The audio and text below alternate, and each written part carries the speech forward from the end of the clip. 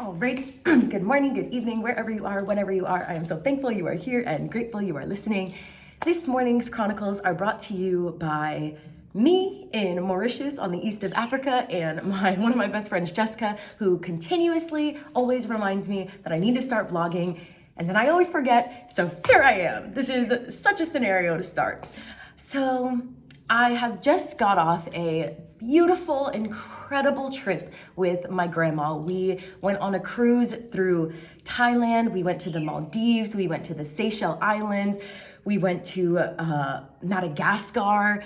We went to Singapore, and then we landed in Port Louis, Mauritius. And I was only I will make a whole other video of all those stops and some videos from there. But this video is about what's happening currently, not about the last couple weeks.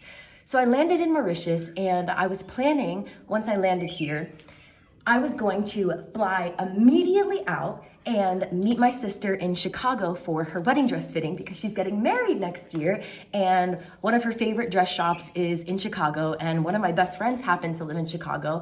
So I was gonna make two birds with one stone. I was gonna go with my sister to her dress fitting. I was gonna see my mom, I was gonna see my sister, and I was gonna see my best friend. It was gonna be amazing. I got to the airport and I was there very early because we had to get off the boat early. And so when I showed up, they were like, oh, you can't check in until 6 o'clock. Meanwhile, I got there at like 1:30, 2 o'clock. And so I just sat at the front of the airport. Like, you weren't allowed to go through check-in, you weren't allowed to go through security. I just had to sit at the front of the airport for hours. So I did that. And once I finally was able to check in, I waited in the freaking hour plus line to get to the front because I was the first one in. It was in. Anyways, I got to the front of the line. They tell me your ticket is suspended.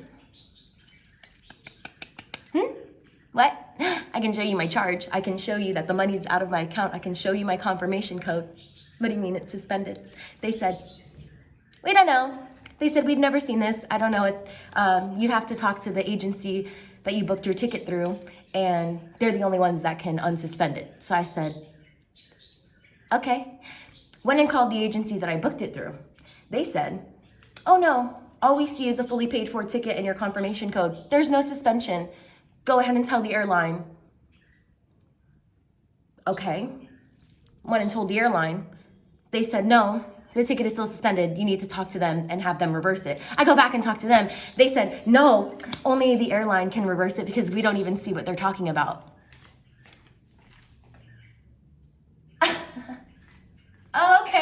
Okay. And now it's maybe like an hour, maybe, before my flight takes off. And boarding starts 30 minutes before. So like I'm missing boarding right now. And so I'm like, am I even gonna get on this flight? I don't think I'm gonna get on the flight, right? But I start crying a little bit, because I'm about to miss my sister's fitting. I'm anxious, I'm overwhelmed.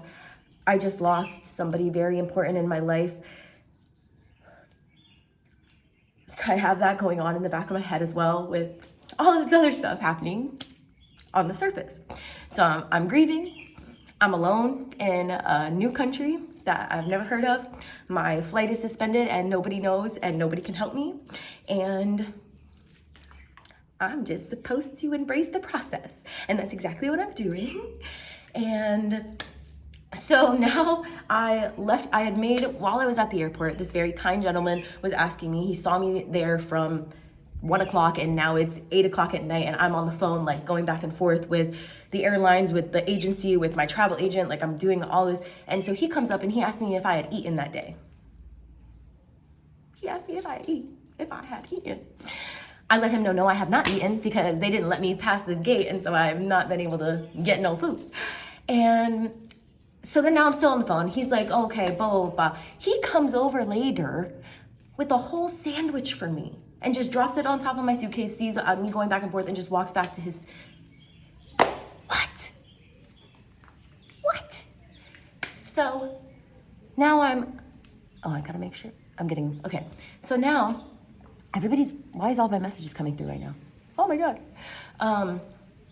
So then I eat the sandwich, I'm finishing my calls, I find out nothing's gonna happen, I'm not gonna be able to get on this flight. They said that they're not gonna be able to get back to me for at least 48 hours to talk to me about what's going on. And so the travel agent that I was working with, she was like, all right, let's just book you a hotel for the night. Okay. So paid for a whole hotel. It was very nice. It was very beautiful. But as I got out of the airport, it said it was supposed to be a 15-minute walk to the hotel. I was gonna take my 2 little bags in my backpack and I was gonna walk my happy ass 15 minutes to that hotel. Then I get out of the airport, map it, says 30 minutes. 30 minutes, 2 huge suitcases, well, 1 huge, 1 small. And then I'm looking around and I'm like, I don't even see a sidewalk. I don't even see how I would get out of this airport because it was all, no, okay. So now I'm like, I need to figure out how to get an Uber. Oh, you're in Mauritius. There's no Ubers. I need to figure out how to get a taxi. Oh, you're in the middle of an island. There's only 1 car in this whole airport right now, and they're not a taxi. Okay, cool. So I'm on the phone with one of my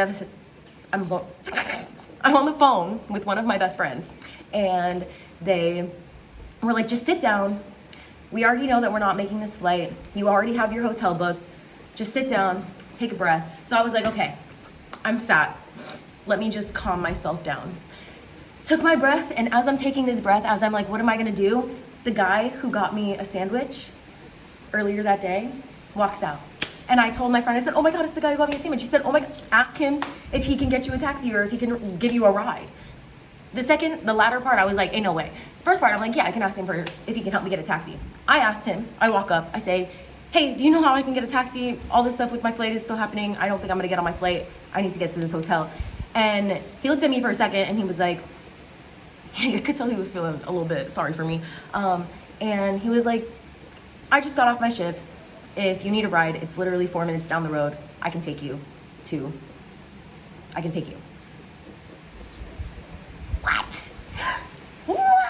Okay, so he starts taking me to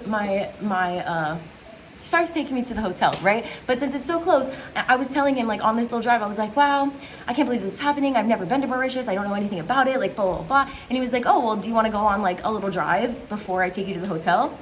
And, you know, in other people's cases, they'd probably say no. I don't know this person, and I'm in a country that is unfamiliar to me. But my adventurous self was like, duh, I want to go on a little ride. And so we go on a ride. He takes me to this beautiful beach. It was gorgeous. The water was so clear. I shined my light. You could see the fishes within the water. The stars started to come out as it got darker. The moon was almost full. It was gorgeous. And then as we're driving, we see a temple on the side of the road. We stop at the temple. It's beautiful. It's amazing. And he was smoking cigarettes, and he asked me, do you smoke? Oh, it's raining now. I need to close these windows or move. Oh my God. You want to see? Wow, so pretty. He asked me if I smoke cigarettes. I do not smoke cigarettes. So I said, no, but I smoke weed. And he said, oh. And I said, oh. Then he called up his friend and he got us some weed. Okay, so then now he takes me to my hotel and drops me off and was like, do you know what's happening with your ticket? Do you know if you're getting a new one? And I was like, no, I don't know how long this is gonna be. I don't know. And he was like, well, I have a guest house, like a family guest house that you're welcome to stay in if for $10 a night, if that's better, if that's a better situation. And I was like, yes, it is a better situation than the couple $100 I just dropped on this hotel, unbeknownst to me. I don't even know if that's the right saying for that. But anyways, so now I'm here. I'm at the guest house, and this is where I've been for the last couple nights. And I'm gonna be here probably again tonight, and they're gonna come and pick me up, him and his wife and his kids, and they're gonna show me around Mauritius. And yeah, that's what today's consisting of. And really just, I don't know what's going on. But I love the world. I love myself. I am alive. I am well. There are people who have not made it this far, and to stress about To stress is a choice. To freak ourselves out about things is a choice. And we can continue to remember to be grateful for a capable and able body. We can continue to remember that we are alive, that we are well, that we have people that are alive and well who love us, and that we have people who have passed on, who are looking out for us from above. Like, honestly, I think that's why I've been so calm in this situation, because someone so important to me has passed on in just the last couple weeks. They're on the other side. They're watching me. They're guiding me. They're taking care of me. And if you don't believe in that stuff, like that's fine. I'm not even religious. I'm just real spiritual. And I know that scientifically, energy cannot be created nor destroyed, only transformed. So like,